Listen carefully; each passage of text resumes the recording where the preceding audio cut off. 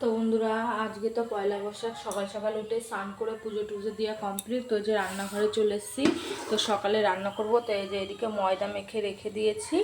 তো সকালে হবে লুচি, তার জন্য ময়দা মেখে রেখেছি। আর এই যে এদিকে মটর সিদ্ধ করে নিয়েছি। তো আজকে সকালবেলায় হবে লুচি আর মটরের তরকারি। তো চলো পুরোটা কমপ্লিট করে নিই, তারপর আবার দেখাবো। তরকারি করার জন্য ফোড়ন দিয়ে দিয়েছি, জিরে শুকনো লঙ্কা দিয়ে পেঁয়াজটা হালকা করে ভেজে নেব, নিয়ে মশলাটা দিয়ে দেবো। তো পেঁয়াজটা এই যে ভাজা ভাজা হয়ে গেছে,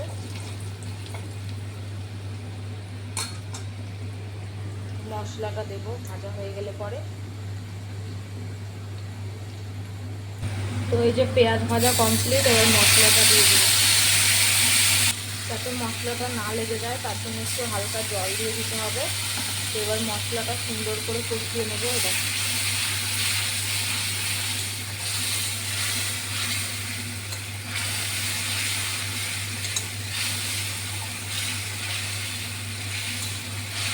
মশলাটা সুন্দর করে কষানো হয়ে গেলে সিদ্ধ করে রাখা মটরটা দিয়ে দেবো।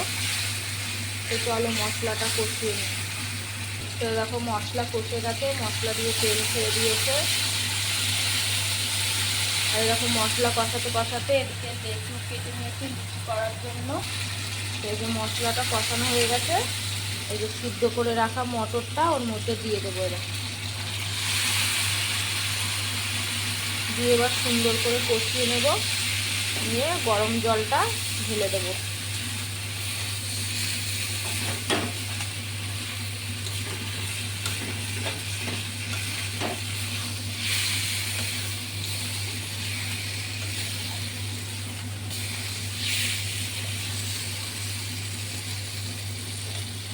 মটর সেদ্ধ করে যেই জলটা এটাই দিয়ে দেবো।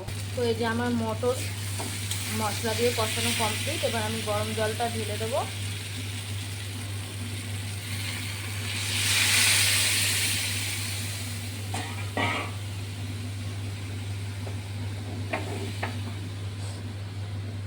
তো এরকম আমি জল দিয়ে দিয়েছি।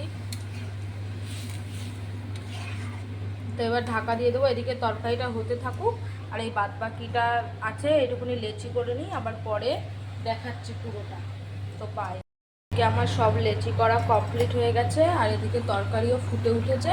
তো তরকারিটা নামিয়ে লুচিটা ভাজবো। আমার মটরের তরকারি হয়ে গেছে, যে আমার লুচি বেলা কমপ্লিট। আর এদিকে তেলও গরম হয়ে গেছে।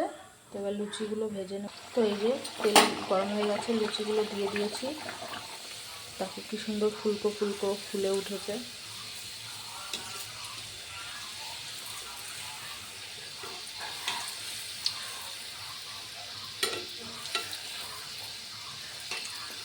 তো পুরোটা ভাজা হোক, তারপরে আবার তোমাদেরকে দেখাবো। এদিকে আমার ফুলকো ফুলকো লুচি ভাজা কমপ্লিট। এই দেখো লুচি ভাজা হয়ে গেছে, আর দেখো তরকারির কালারটাও কি সুন্দর হয়েছে। দেখো কি সুন্দর হয়েছে। সকালের টিফিন আমার রেডি। তো চলো সবাই আসুক, তারপরে খাওয়া দাওয়া করবো।